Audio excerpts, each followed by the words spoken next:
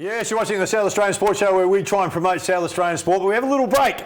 We go to the big segment brought to us by Barry Curtin, the International Roundup. That's what do you got for us? What's all happening? Nothing's happening. Nothing. David's wiped everything out internationally. Well, pretty much. But we talk a lot of golf. We talk about the golf. The FedEx Cup's finished. The interesting thing about the PGA Tour is that they have a wraparound season. So once the FedEx Cup is done and dusted, which was won by Dustin Johnson last week, and he's 15 million or whatever he won, they start straight away. Bang, they're into another season. Okay. So the first event was the Safeway Open, just played on the weekend, and we had an Aussie in there. What it does, Phil, a lot of the big guns don't play in this one, because you got the US Open starts this Friday. That's a biggie. The big one. Yep. So a lot of the real big guns, they have this one off and tune up for the US Open.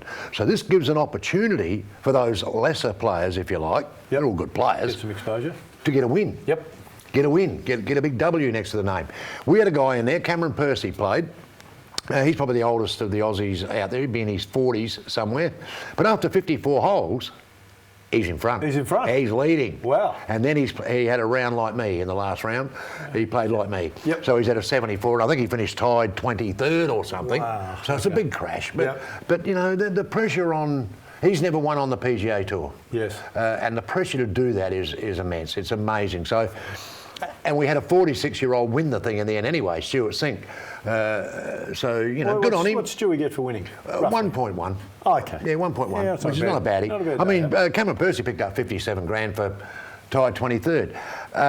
But the US Open starts this week. That's the big one. That's where they'll all be out. Tiger, all the big guns will be firing. So now the Aussies, mate, in the cricket.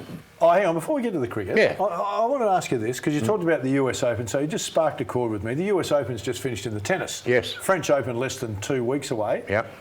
Did you show any interest at all in the US Open, or have you got any interest in the French coming up? No. It's amazing, isn't it? Because a lot of the big name players are out. Yeah. It just didn't grab me. I nearly forgot it was on. Exactly, Phil. You know, mate, some sports don't look good without the people. And tennis is one of those. Tennis is and one the of NBA is, I'm and afraid, the NBA is the same. Is exactly the same. It was more that, you know, normally when the US Open's on, you're going, oh, gee, how's Federer going? Or, exactly. What's Kyrgios doing? Or same with the women. You know, what's happening there? You know, where's Williams at? What's going?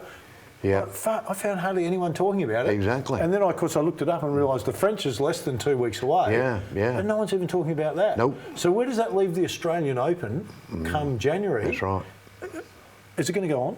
Well, we hope so. I mean, it won't be in Melbourne at this stage. Well, it so can't be. A chance? Is that a lady chance? What? Or is it going to be Queensland? On my court at home. On your court at home?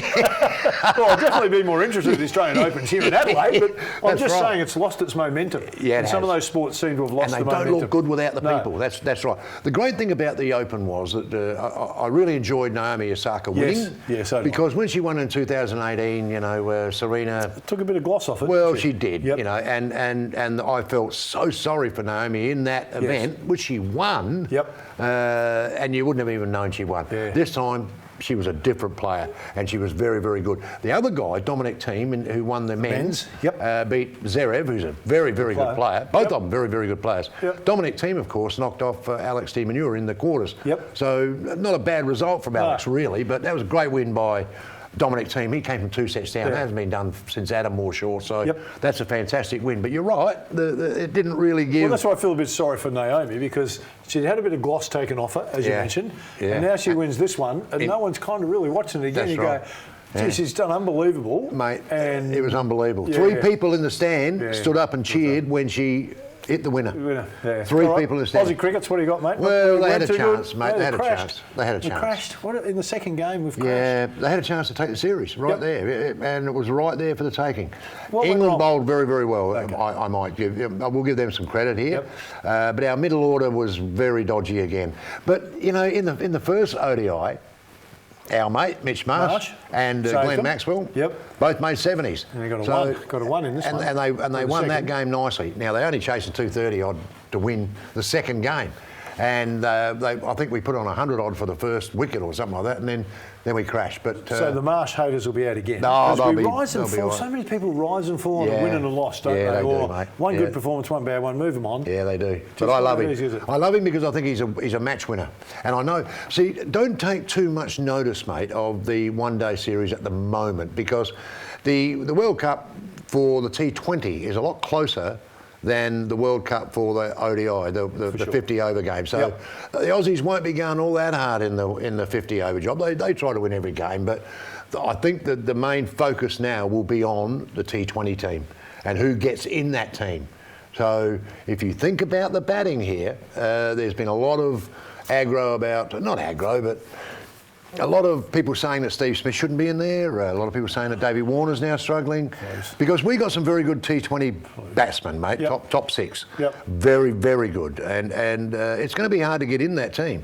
So I think that's where the Aussies will be concentrating. But the third ODI, they're always good games. I love them. And England are a pretty good side. All right. Well, always good to get you round up, mate. Always enjoy it. We need to get to a break, chat with the sponsors, and then back with us.